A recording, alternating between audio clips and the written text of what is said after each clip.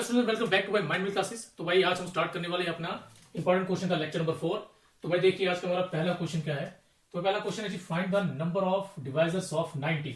ठीक है, तो number of divisors of 90। Divisors का क्या मतलब है? डिवाइजर्स का मतलब है डिवाइड करने वाला। ठीक है, जो क्या कर सके, 90 को डिवाइड कर सके, या दूसरी लैंग्वेज में कह सकते हैं कि 90 किन किन टेबल में आता है। ठीक है, तो आपको वो नंबर ढूंढने हैं जो 90 को डिवाइड कर सकते हैं, जो 90 जिसके टेबल में आता है। तो भाई उसके लिए आपको 90 की प्राइम फैक्टराइजेशन करनी पड़ेगी। ठीक है, 90 की क्या करेंगे, प्राइम फैक्टराइजेशन। ठीक है, तो भाई आता होगा आप लोगों को, जैसे 9 2 से करेंगे इसको कितना आएगा 45, देन सॉरी 2 से नहीं होगा, देन 3 से होगा, 3 15 आएगा, देन 3 5 आएगा, एंड 5 1 आएगा। ठीक है जी, तो कुछ इस तरह से रहेगा भाई। ठीक, अब देखिए 90 को हम किस तरह से लिख सकते हैं। यहाँ पे देखिए भाई, इनको 2 पे कितनी बार आ रहा है, एक बार 2 की पावर 1, 3 कितनी बार आ रहा है, 2 बार, तो 3 का स्क्वायर आएगा, और 5 एक बार आ रहा है तो 5 की पावर 1। तो देखिए भाई ये 90 की प्राइम फैक्टराइजेशन होगी, लेकिन हमें क्या चाहिए, नंबर ऑफ डिवाइजर्स। तो therefore number of divisors of 90। तो मैं 90 के डिवाइजर्स देखिए कैसे निकालने हैं। देखिए बिल्कुल सिंपल सा तरीका है, आपने कुछ नहीं करना है, जो भी पावर लेंगे उनको लेना है आपने। जैसे 2 की पावर कितनी जी 1, जो भी पावर होगी उसमें 1 ऐड करना है। जितनी मर्जी पावर हो आपको उसमें क्या करना है, 1 ऐड कर देना है। 2 + 1 ये आएगा जी 1 + 1, ये बन जाएगा 2 × 3 × 3। तो भाई ये बन गया हमारे पास 12। तो इसका मतलब टोटल 12 ऐसे नंबर हैं जो 90 को डिवाइड कर सकते हैं। तो इट मीन्स हमारा B part is the right answer. चलिए भाई जल्दी से इसका स्क्रीनशॉट ले लीजिए। चलिए भाई देखिए सेकंड क्वेश्चन क्या है हमारे पास। सेकंड क्वेश्चन में कह रहे हैं कि average age of 30 students, total 30 students हैं जिनकी एवरेज एज कितनी है, 15 है। ठीक है, एवरेज कितनी है, 15 है, और the average age of 20 of them, कह रहा है उसमें से जो 20 बच्चे हैं उनकी एवरेज एज कितनी है, 16 है।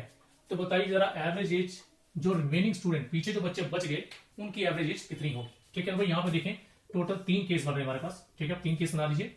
ये भाई यहाँ पर जो स्टूडेंट्स है हमारे पास, देखिए सबसे एवरेज का फॉर्मूला पता होना चाहिए। एवरेज क्या होता है, सम अपॉन नंबर। तो वही करने वाले हैं। तो अगर सम निकालना हो तो क्या आएगा जी, एवरेज इंटू नंबर। तो यहां पर देखिए भाई, आपको यहां नंबर 1, इसको नंबर 1 रखते हैं। टोटल नंबर दिए हैं 30, और एवरेज कितनी है जी इनकी, एवरेज है जी 15। तो भाई इस हिसाब से सम कितना आ जाएगा, सम आ जाएगा नंबर इंटू एवरेज, यानी कि 30 × 15। तो ये बन जाएगा जी हमारे पास 450। सेम इसी तरह दूसरे केस में भाई क्या है, टोटल नंबर है जी 20। ठीक है, और जो एवरेज है वो कितनी है जी 16 है। तो ये सम कितना आ जाएगा, ये सम आ जाएगा 20 × 16 320। ठीक है, तो भाई पीछे बच गया तीसरा ग्रुप, उसमें कितने लोग हैं, उस तीसरे ग्रुप में 10 लोग हैं। तो टोटल 30 थी ना भाई, 20 अगर यहाँ है तो 10 उसी में होंगे, और उनकी एवरेज कितनी है, उनकी एवरेज हमें निकालनी है। तो भाई सबसे पहले सम निकाल लेते हैं उनका।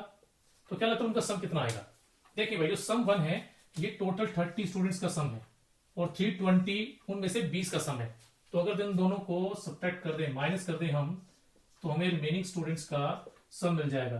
तो भाई कितना आ रहा है, इट इज अबाउट 130। ठीक है, तो भाई सम अगर 130 है तो उस हिसाब से हमारी एवरेज कितनी आ जाएगी, हमें तो एवरेज चाहिए। एवरेज आ जाएगी सम अपॉन नंबर 10। तो लो जी वो आ गई 13 ईयर्स। तो इसका मतलब जो पीछे 10 बच्चे रह गए थे उनकी एवरेज एज कितनी है, 13 ईयर्स है। चलिए भाई जल्दी से स्क्रीनशॉट ले लीजिए इसका।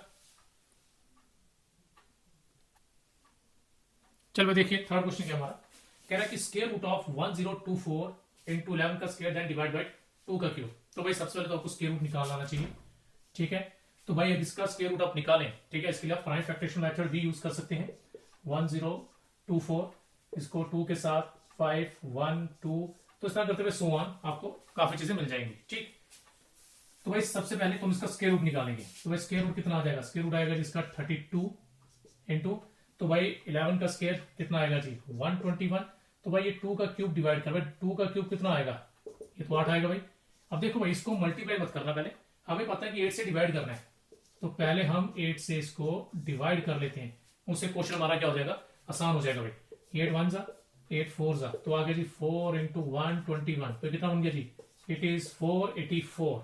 तो लीजिए भाई ये आ गया जी हमारा राइट आंसर 484 ए पार्ट। ठीक है भाई, तो भाई अगर ये निकालना नहीं आता होगा, सपोज करो प्रॉब्लम है, तो भाई कमेंट बॉक्स में जरूर लिख देना। नेक्स्ट वीडियो में फिर मैं आपको एक छोटी मोटी ट्रिक सिखा देंगे कि स्क्वायर रूट जल्दी कैसे निकालना है। चलिए भाई जल्दी से स्क्रीनशॉट ले लीजिए। चलो देखिए फोर्थ क्वेश्चन क्या हमारा। तो फोर्थ क्वेश्चन में कह रहा है कि 12 years ago 12 साल पहले 12 years ago 12 साल पहले की बात कर रहा है। The ratio of age of A and B, यहां वाज आएगा भाई 5:2। तो कह रहा है 12 साल पहले ए और बी की एज की रेशियो क्या थी 5:2। मतलब ए और बी की एज की रेशियो है 5:2। तो भाई एक्स है तो हम इसको ऐसे लिखते हैं, ए की एज फिर 5x और बी की एज मान लेते हैं जी कितनी 2x। तो ये कब थी भाई, आज से 12 साल पहले। तो फिर बताइए भाई जरा प्रेजेंट कितनी होगी। अगर मैं अभी की बात करूं तो भाई ये 12 साल पहले थी, तो आज कितनी होगी, ये 12 साल बढ़ जाएगी। तो भाई ये आएगा 5x + 12 और बी की कितनी आ जाएगी 2x + 12। ठीक है जी, एक बार दोबारा समझ लीजिए ध्यान से क्या। तो भाई 12 साल पहले ए और बी की एज की रेशियो थी 5:2। तो मैंने उसे मान लीजिए ए की एज 5x थी और बी की 2x 12 साल पहले। तो आज कितनी होगी, तो भाई 12 साल बड़े हो जाएंगे, वो 12 साल ये भी हो जाएगी, 12 साल बड़ा हो जाएगा। अब उसे कंडीशन क्या दी है, the present age of A is twice of B. A की जो प्रेजेंट एज है, ए की जो प्रेजेंट एज है ये इस एज का क्या है ट्वाइस है। ए की प्रेजेंट एज क्या है ट्वाइस है बी की प्रेजेंट एज की। मतलब 5x + 12 is equal to twice of 2x + 12। तो चलिए देखिए क्या बनता है। तो सबसे पहले ब्रैकेट ओपन करेंगे हम, तो ब्रैकेट ओपन करके क्या बनेगा 4x + 24। तो भाई x वाले एक तरफ और विदाउट x एक तरफ आ जाएंगे। ये आएगा 5x - 4x = 24 - 12। तो देयरफॉर भाई x कितना आ गया 12, x 12 आ रहा है। तो वैसे क्या पूछा थी प्रेजेंट एज ऑफ b, जो b है उसकी प्रेजेंट एज कितनी आएगी जी हमारे पास। ठीक है, b की प्रेजेंट एज कितनी आएगी। तो भाई b आ गया हमारे पास कितना, तो b की एज है प्रेजेंट भाई 2x + 12। तो b की प्रेजेंट एज है 2x + 12। तो भाई देखिए क्या आएगा x के प्लेस पर, x के प्लेस पर आ जाएगा जी 12, 2 × 12 + 12। तो भाई कितना आ गया 24 + 12, ये बन गया जी 36। ये 36 बना है भाई, लगता है शायद कोई ऑप्शन गलत लिखा है, एक मिनट जरा। हाँ भाई ये ऑप्शन थोड़ा गलत हो गया, it is not 16 it is 36। तो भाई आ गया जी हमारा D part is the right answer. ठीक है, तो भाई देखिए प्रीवियस ईयर दिया था, सॉरी 12 साल पहले की रेशियो थी उसको प्रेजेंट में लाया, देन प्रेजेंट के अकॉर्डिंग कंडीशन बनाई, ए बी का ट्वाइस है, देन उसके बाद शिफ्टिंग की तो एक्स की वैल्यू आई और बी की प्रेजेंट एज हमने निकाल दी है, ये बी की प्रेजेंट एज है। चलिए भाई जल्दी से स्क्रीनशॉट ले लीजिए इसका। चलिए भाई देखिए नेक्स्ट क्वेश्चन क्या हमारा। तो भाई फिफ्थ क्वेश्चन में कह रहा है कि रेशियो ऑफ 2 नंबर्स, ए और बी 2 नंबर है जी। तो लिख लेते हैं जी ए और बी 2 नंबर है और रेशियो है जी 3:2। तो वह सिंपल सी बात है, ये नंबर कितना आ जाएगा, इसको हम 3x मान लेंगे और दूसरा नंबर आ जाएगा जी 2x। अब आगे क्या कंडीशन है, कह रहा है 6 times the square of b, 6 times the square of b, b के स्क्वायर को 6 गुना करना है। 6 times the square of b, इसको ऐसे लिख देते हैं, इज 540 मोर, मोर मतलब प्लस करेंगे, 540 मोर है स्क्वायर ऑफ ए के स्क्वायर से। ठीक है जी, क्या कंडीशन थी, 2 नंबर है, दोनों की रेशियो 3:2 है, एक 3x एक 2x, 6 time of b square, 6 time of square of b square किसके इक्वल है 540 more than square of a। तो चलिए भाई देखते हैं फाइंड b निकालने के लिए बोल रहा है हमें। तो भाई देखिए वैल्यू पुट कर दीजिए। तो भाई b कितना जी, b है जी 2x, तो ये 2x का स्क्वायर आ जाएगा equal to a square, a means 3x का स्क्वायर आ जाएगा प्लस 540। तो भाई 2 का स्क्वायर बन जाएगा, देखिए 2 का स्क्वायर बनेगा 4, 4 को 6 से किया 24x इक्वल्स टू भाई कितना 3 का स्क्वायर कितना बनेगा 9 बनेगा, इधर भी स्क्वायर आएगा प्लस 540। तो भाई ये यहाँ की क्या हो जाएगा जी, ये माइनस हो जाएगा। तो जब यहाँ की माइनस होगा तो बन जाएगा जी हमारे पास 15x स्क्वायर इक्वल्स टू 540। ये आ गया जी x square equals to 540 divided by 15, तो ये बनेगा जी लगभग 36। तो भाई x स्क्वायर आ गया 36। तो भाई यहां से आपको पता चल गया होगा x की वैल्यू कितनी होगी। तो भाई x हमारा आ जाएगा 6, क्योंकि और x के 36 है तो 36 तो 6 का स्क्वायर है, तो x 6 आ जाएगा। अब हमें क्या निकालना है, वैल्यू ऑफ v निकालना है। तो भाई v हमारा 20x है, सॉरी 2x है, तो therefore v equals to 2x, यानी कि 2 × 6। तो भाई ये कितना आ गया 12 आ गया, 12 मीन्स b पार्ट। चलिए भाई ले लीजिए बस जल्दी स्क्रीनशॉट। देखो देखने में क्वेश्चन हो सकता है मुश्किल लगे लेकिन है सिंपल है भाई। ठीक है, चलिए भाई जल्दी स्क्रीनशॉट लीजिए। चलिए देखिए 6 क्वेश्चन क्या हमारे पास। तो 6 क्वेश्चन में कह रहे हैं कि 1/3 of the diagonal of square, एक स्क्वायर के डायगोनल का क्या करना है जी 1/3 करेंगे। कितना करना है 1/3 करना है उसका, और वो किसके इक्वल है 3/√2। 3/√2 मतलब 1/3 ऑफ द डायगनल। तो डी मीन्स डायगनल, मतलब मान लीजिए स्केयर हमारे पास, ये स्केयर है जी हमारे पास, और इसका जो डायगनल की बात करें, डायगनल को मैं डी ले रहा हूं, कह रहे डायगनल जो है, डायगनल का 1/3 करें तो वो किसके इक्वल है 3/√2। ठीक, तो इसका मतलब क्या होगा जी, जो डायगनल है वो कितना आ जाएगा, तो डायगनल आ जाएगा भाई 3 इसको मल्टीप्लाई करेगा 9/√2। तो इसका मतलब डायगनल की वैल्यू 9/√2 है। लेकिन उसने क्या बोला है, कह रहा व्हाट इज इस साइड से, साइड के बारे में पूछा है।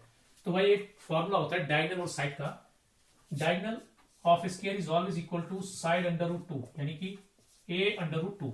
जब कभी भी स्क्वायर के डायगनल के बारे की बात हो तो याद रखिए उसके डायगनल का फॉर्मूला होता है साइड/√2।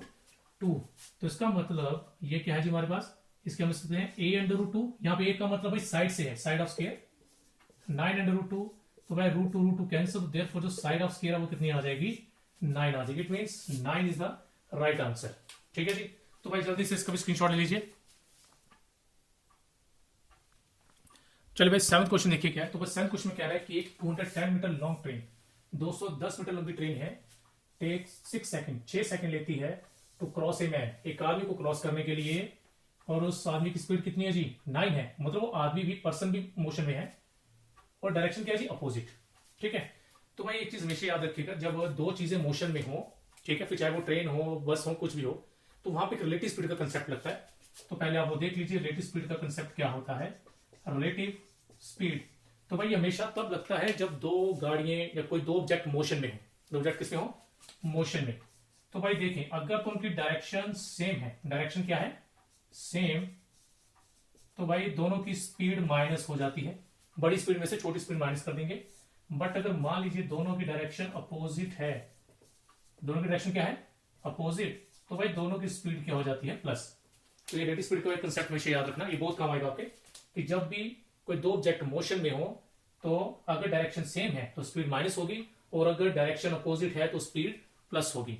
ठीक है जी, तो इस क्वेश्चन में कुछ ऐसा ही है। तो देखिए ट्रेन भी हमारी मोशन में है, पर्सन भी मोशन में है, और हमें ट्रेन की स्पीड निकालनी है।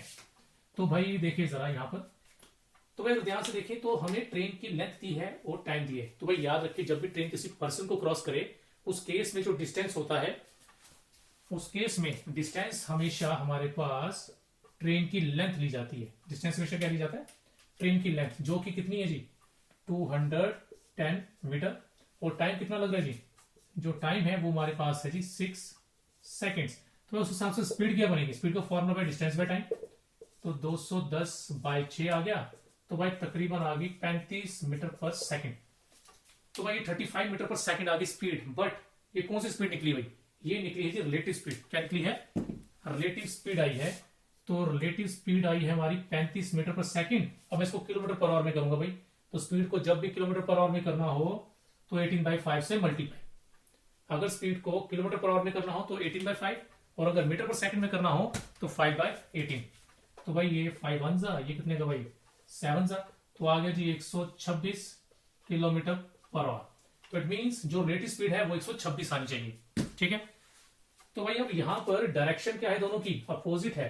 अपोजिट का मतलब यहाँ पे ट्रेन और मैन की स्पीड प्लस हुई है, तो मैं मान लेता हूं जी ट्रेन की स्पीड st और पर्सन की स्पीड जो है मैन की sm रख ली। तो ये कितनी है जी 126 है।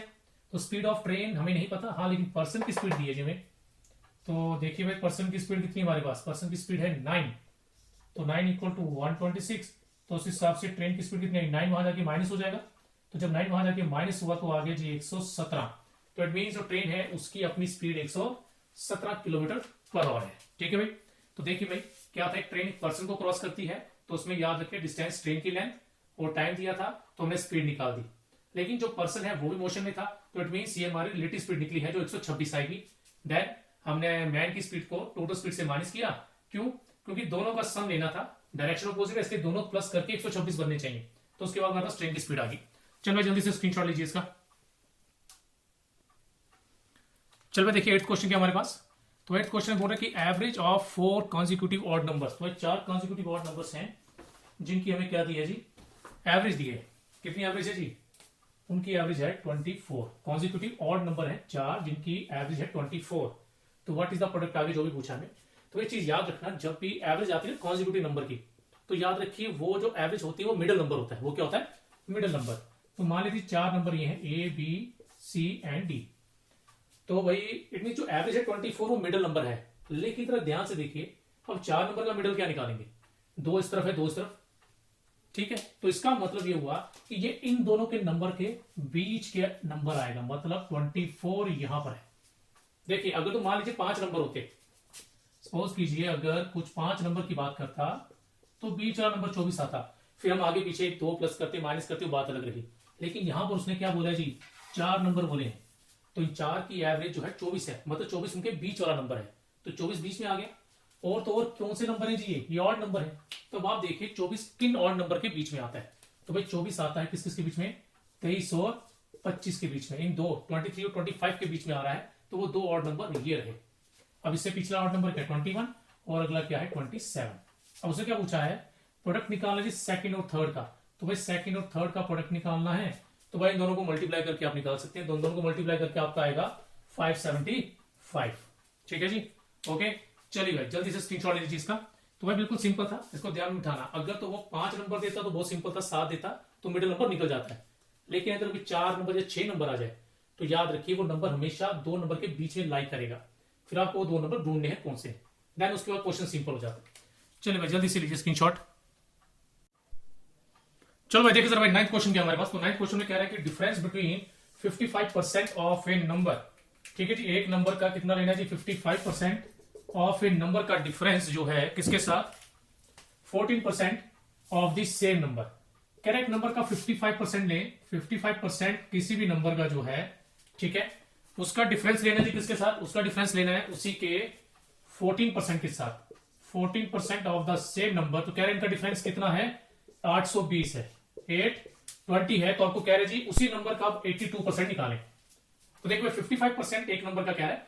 Difference between 55% of A number and 14% of the same number. 15% एक नंबर, सॉरी 55% एक नंबर का लेना है, उसी का 14% लेना है, और दोनों का डिफरेंस 820 आएगा।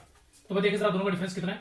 तो भाई हमारे हिसाब से दोनों नंबर जो पार्ट्स है उनका डिफरेंस आना चाहिए 41%। तो 41% ऑफ नंबर कितना आ गया जी?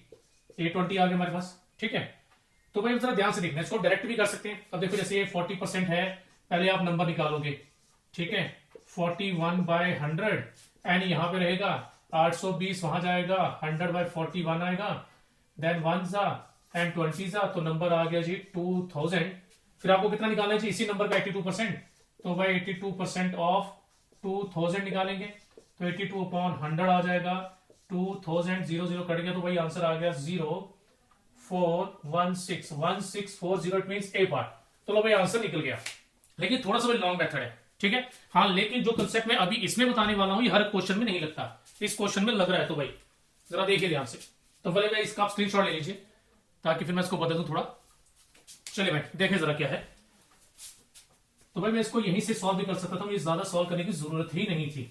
ठीक है, देखिए भाई 41% नंबर का हम निकाल चुके हैं, सॉरी हमें दिया है कि 41% ऑफ नंबर ये है, और मुझे वो बोल रहा है जी 82% निकालो इसी नंबर का। भाई ध्यान से देखिए 82 41 का क्या है? डबल है। 82 41 का क्या है? डबल। तो इसका डबल ये आ रहा है। तो भाई अगर मैं इसका भी डबल कर दूं तो आंसर कितना आएगा? 1640। It means with in 2 line से क्वेश्चन सॉल्व हो जाएगा, मुझे ज्यादा सॉल्व करने की जरूरत ही नहीं है। बट ये हर केस में नहीं होगा भाई, कुछ ऐसे जो पर्टिकुलर केस होते हैं उनमें ये चीज पॉसिबल है। और किसी परसेंट का डबल कर दे, ट्रिपल कर दे, देन ये शॉर्ट मेथड हम फॉलो कर सकते हैं। चलिए भाई जल्दी से स्क्रीनशॉट ले लीजिए इसका भी। तो देखिए भाई 10th क्वेश्चन है हमारे पास। 10th क्वेश्चन में क्या है जी? Sine square 60 degree, sine square 60 degree plus cos square 30 degree. तो भाई देखिए साइन 60 हम कैसे निकालेंगे? जैसे मैंने आपको 30 और 45 के लिए बताया था, इस तरह से हमारे पास, और पिछली वीडियोस आपने देखी होंगी, तो मैंने वहां पर आपको 45 की वैल्यूज कैसे निकालनी है, 30 की कैसे निकालनी है, उसके लिए मेथड बताया था। तो आज मैं बता रहा हूं भाई अगर 60 डिग्री आ जाए तो उसके लिए हम क्या करेंगे। ठीक है, तो चलिए भाई कुछ इस तरह से मान लीजिए। अब देखिए जिस पे दोनों एंगल बन रहे वो बेस होगा, ठीक है, 90 के सामने हाइपोटेन्यूज होता है, और जो पीछे बच गया वो हमारा परपेंडिकुलर है। ठीक है, या गिवन एंगल के सामने जो साइड है वो 90 डिग्री। चलिए अब भाई अगर 60 के लिए आता है, चाहे साइन 60 पूछे, कॉस 60 पूछे, टेन 60 पूछे, कॉट 60, कुछ भी 60 की वैल्यू पूछ ले, तो उसके लिए क्या करेंगे? याद रखना भाई, हम क्या करने वाले हैं, बेस आप ले लेंगे एक, ठीक है, ये आपका आ जाएगा √3 और हाइपोटेन्यूज क्या आ जाएगा? 2 आ जाएगा। ठीक है, बेस 1 आ जाएगा, परपेंडिकुलर √3 और ये आ जाएगा 2। चलिए अब निकालते हैं साइन 60 की वैल्यू। तो भाई साइन 60, साइन क्या होता है जी, साइन होता है परपेंडिकुलर बाय हाइपोटेन्यूज, और कॉस होता है जी बेस बाय हाइपोटेन्यूज। ठीक है, चलिए भाई अब साइन 60 परपेंडिकुलर कितना जी, √3 अपॉन हाइपोटेन्यूज इज 2 प्लस, लेकिन अब यहां प्रॉब्लम यह है कॉस 30 पूछा है, तो मुझे 30 के लिए भी अगर आपको याद होगा तो बना सकते हो, लेकिन एक डायरेक्ट कंसेप्ट ही भाई याद रखें कि साइन 60 की वैल्यू जितनी होती है ना कॉस 30 की उतनी होती है, जितनी साइन 60 की वैल्यू होती है उतनी ही कॉस 30 की होती है। और इसी तरह जैसे कि मान लो जो कोसेक 60 होता है वो सेक 30 के बराबर आता है। ठीक है, और इसी तरह अगर tan 30 है तो वो cot 60 के इक्वल आएगा। ठीक है, याद रखिएगा कि अगर से मान लो वो साइन 30 की जो वैल्यू है वो cos 60 के बराबर आएगी, कोसेक 30 की सेक 60 के बराबर आएगी। तो भाई कुछ ऐसी वैल्यूज आपको डायरेक्ट याद रह सकती हैं। ठीक, तो मुझे पता है जी 60 की वैल्यू ये है और मुझे पता है cos 30 is equal to sine 60 होता है, तो सिंपल सी बात है जी इसकी वैल्यू भी कितनी आ जाएगी, √3/2। चलिए भाई अब क्या करेंगे, जब हमें एलसीएम लेना है तो एलसीएम कितना आ जाएगा, 2 आ जाएगा। और नीचे डिनोमिनेटर सेम हो तो एलसीएम सेम रहता है, ऊपर के नंबर भी क्या रहते हैं जी, सेम रहते हैं, उनको डायरेक्ट हम प्लस माइनस कर सकते हैं। 2√3/2 आ गया, ये 2 कट गया, तो √3 इज द राइट आंसर। तो भाई ये है जी हमारा थर्ड पार्ट। चलिए भाई जल्दी में इसका स्क्रीनशॉट ले लीजिए। चलिए भाई आज के लगते हैं इतना, फिर भाई आपको मिलते हैं नेक्स्ट वीडियो में। ओके जी, थैंक यू।